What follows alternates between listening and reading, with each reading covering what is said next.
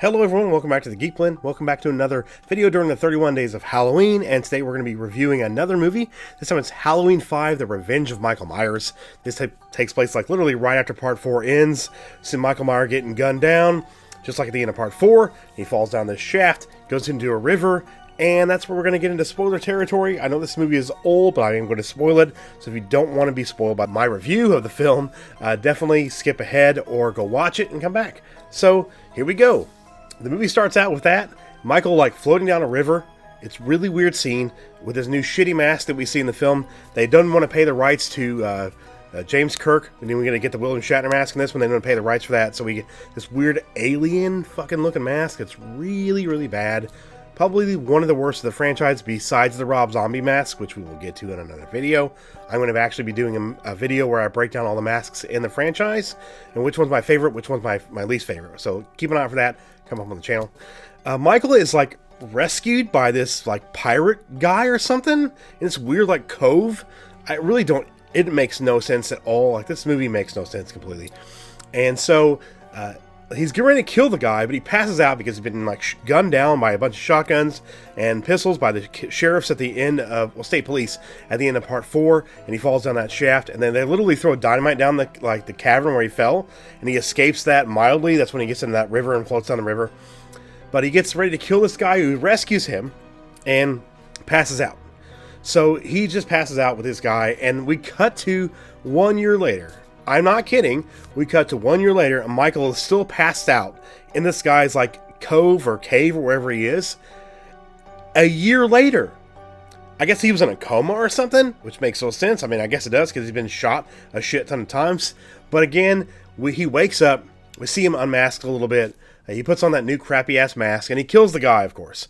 We cut to, before that happened, we cut to Jamie Lloyd, who at the end of Part 4 killed her stepmother. We expected her to take on the role, like the mantle of Michael Myers, or her to be evil. Something they could have done, the unique in the film, like they could have started with her and Rachel, like fleeing Haddonfield, getting away from everything because everybody knows who she is and what happened with her stepmother, and maybe Rachel trying to get her to realize that she's not evil. It was just her uncle's influence on her, but they don't. It's just Jamie in a hospital. Now she's mute. She can't talk. She's like, this weird like non-scream that she's doing as she wakes up and she realizes Michael's alive, and like he moves his hands, so she moves her hands. It's like they're controlling each other, but they're not. It's really like inconsistent in the film. It's actually really bad. I'll rank it down there with like Resurrection and H2, Halloween's Rob Zombie's H2. It's a really, really bad movie. It sucks because it's in the, still in the timeline with Loomis. I want to like it every time I turn this movie on. I want to enjoy it, but I cannot because of all the flaws in the film, which I'm going to continue to get to. So we're introduced, well, we see Rachel. We're introduced to her friend Tina, who is one of the worst characters ever written in a horror franchise film. I hate her. So they bring Rachel back for a bit, and then they kill her off. They make her this bumbling, like, party girl, and she's, like, getting undressed, takes a shower. She almost gets killed by Michael, but she doesn't. But then she goes back to the house, and she gets killed by Michael. And it's like, okay, why would you take one of the best parts of Part 4, get rid of that character, which, by the way, the actress behind the scenes hated how they got rid of her character, and then we're introduced to this new character, Tina. And I've talked to a lot of people within horror fandom in general, hate this character. You literally Google Halloween 5. One of the third or fourth videos that pop up is the annoying characters of Halloween 5, and she's like on the forefront of that. Tina. I hate Tina so much. But Jamie acts like she's known Tina forever, and after Tina dies, she's always waiting for Tina to show up. I'm like, you don't fucking know Tina. Like, we don't know Tina. Why are you acting like Tina is worth a shit? It's a really badly written character, and the fact that they were to write Rachel out and replace her with Tina and then Tina's stupid friend makes no sense whatsoever. Of course, before Rachel is alerted that there's somebody in the house when she's going to take a shower, Jamie's having a vision. She's like writing his stuff down, and they're trying to interpret what she's saying. They realize that Rachel's in trouble. They send cops over to her house, and then we get the bumbling doofus cops that should not be in this movie. I'm going to play the clip here. It hurts my head. All clear. Nothing above, nothing below. That's a real thing that happened, guys. That really happened in this movie. That was a thing. every time we see those cops on screen, it's not a lot, but they still play that same music, and it's just annoying, and it makes no sense. So Rachel dies. She's gone for no reason whatsoever. We know that. Even the actress who played her, like I said earlier, did not understand why. We get a more amped up, crazy, like, Loomis in this. I mean, and the fact that he uses Jamie as a human shield, trying to get Michael to come after them in the end scene of the movie. They just turn him like super crazy in this. He's cranked up to crazy again in part 6. We'll go over that when we review part 6 because of the 2 different cuts on that. We'll talk about that in the next review. But I do not like this film. I hate the performances. I hate the cast. The only people in this movie that were worth a shit were Donald Pleasance and Danielle Harris, who plays Jamie Lloyd. That's the only people in this movie who were worth a shit to watch. The rest of the characters, they bring back Sheriff Meeker from part 4. He's okay. He's like really annoyed. You can tell annoyed by like Dr. Loomis is like crazy for Michael Myers, and the fact that, you know, they killed him at the end of 4 basically. Well, the sheriff, why would he believe you when you're saying that something's happening, that Michael Myers is coming back, or everybody's in danger, Jamie's in danger, because they shot him like just with multiple guns, multiple bullets, and he fell down the hole. They threw the dynamite down. Of course, Sheriff Meeker would think he's dead. Of course.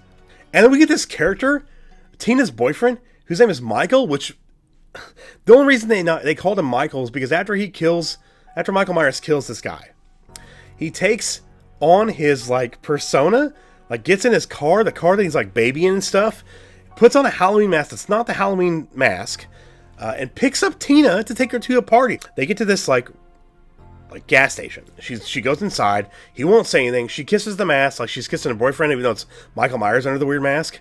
And she goes inside, and Jamie's trying to have a vision at this like at the hospital she's in, even though they're trying to have like this kids pageant. She like faints and like has this vision, and she says, "Cookie Woman."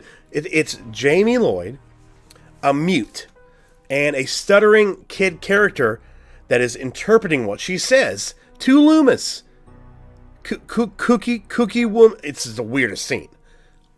This movie makes no fucking sense. None of it does.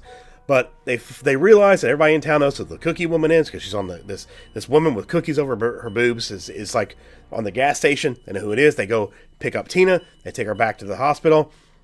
Jamie's so excited to see Tina, even though she doesn't know who she is. We don't know who she is. And then Tina doesn't stay. She leaves. She's like, "I don't need to be here for Jamie. I need to go to this party." It's like, it makes no sense at all. And then we get to the party. It's like old people that they don't know. These people don't know. It's like Tina and her friend had their boyfriends earlier, and now they're with other guys, except her friend's not with another guy. Like, Tina's not worried about her boyfriend, like where he is, what's going on, where is he, why isn't he showing up? Like I said, it makes no sense. This whole movie makes no fucking sense. And then Michael shows up. He kills this doofus cops. Then he goes in the barn where Tina's friend and her boyfriend are actually getting ready to have sex. He stabs Tina's boyfriend through the back with a pitchfork. And instead of going all the way through and killing her as well, he doesn't. He gets out a scythe and kills her in an off-screen kill, which would have been a really awesome kill to see on screen, with like a full-size scythe, like cutting her down the center. Probably would have seen her split in half, kind of thing. Maybe like like Jason Goes to Hell, something like that.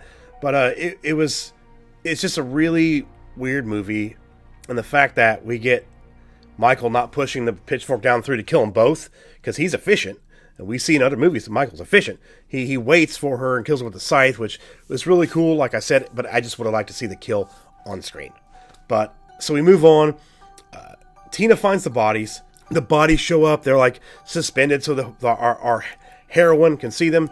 And for some reason, during this time, Jamie and that stuttering kid escape from the hospital, and they get to this party. And Tina's trying to save Jamie. Michael's in that Tina's boyfriend's car, like chasing them through a field. Like, Michael's using a car as a weapon, which he never does. Another thing that makes no sense about him, he gets out of the car after he crashes it and explodes, but he's still coming at him. And Loomis shows up. And he's like, "Michael, if you're out there, come to where you know, or come to your house." And Michael just leaves. And then you cut to Michael Myers' house, and you got the sheriff, well, one of the sheriffs there, with Loomis and Jamie. And he uses Jamie as a human shield during this sequence. It's really weird. She escapes, goes upstairs. He shows up. She's in a coffin. Upstairs in the attic where he's been in the Myers house. Which, by the way, let me say this. The Myers house in this movie does not look like the fucking Myers house. It's not. it's not the Myers house. So, hashtag not my Myers house. But then we get to that scene where Jamie's upstairs in the attic and there's like candles everywhere lit. Like, I guess Michael took the time to light all these candles and like set up this ambiance. He gets up there ready to kill Jamie, and she's like, wants him to take his mask off. She's still not talking. And he takes his mask off. We get like a full shot of his face. And she's trying to be like nice and sweet. He like has a tear come out of his eye. It's really weird.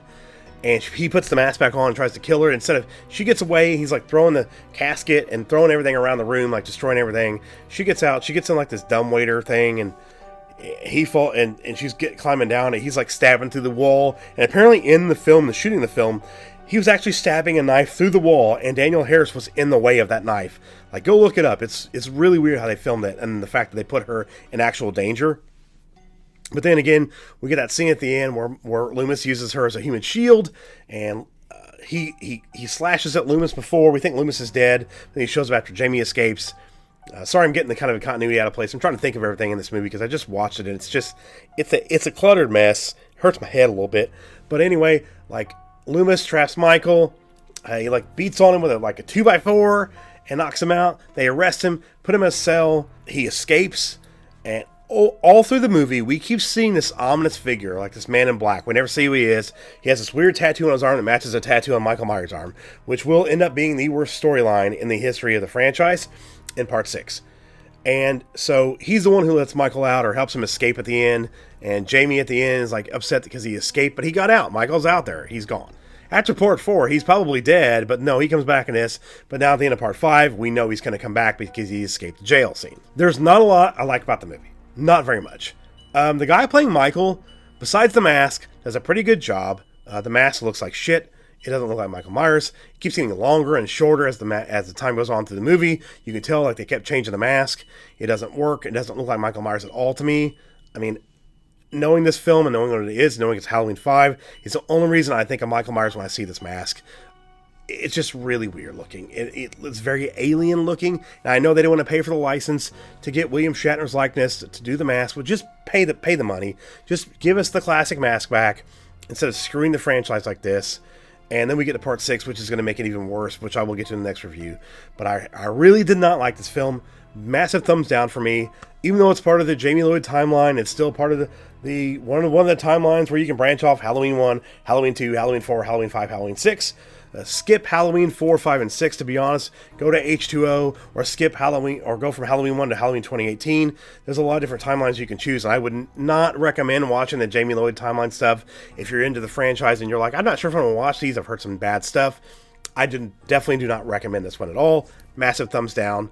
So that's my review for Halloween 5, The Revenge of Michael Myers, with some absolutely horrible characters written in this movie. Really, really badly acted as well, especially from the actress who played Tina. Not a really good thing. The only thing that was redeeming was Danielle Harris and Dr. Loomis, and then even their characters were not great in this movie. And Jamie Lloyd wasn't given a lot. I'm sorry, Danielle Harris wasn't given a lot to do because she plays a mute, but she did do a good job of portraying that she's having these visions or dreams of Michael, what he's going to be doing, where he is, kind of thing. Like they're psychically linked for some weird reason, so it makes no sense. After Part 4, this is the wrong way to go with the franchise, unfortunately. But anyway, thumbs down for this one. I hope you guys enjoyed this review. Thank you guys for checking out the video. Hope you guys are enjoying all the content during the 31 days of Halloween. Leave a like on the video. It really helps us out. Subscribe if you're new and you want to see some more. Hit the bell for notifications so you can stay up to date on everything we do here on the channel, especially now in October, finishing up during the 31 days of Halloween. Links in the description as well for like my Discord, social media, ways you can support the channel. You can also become a channel member if you want. We'd really appreciate anything you guys can give towards the channel. It would really help us out quite a bit. And I want to say thank you to all my current channel members. All your names will be scrolling below me, and they will also be in the outro at the end. I appreciate you guys very much what you do for the channel. You guys are amazing. Thank you so much.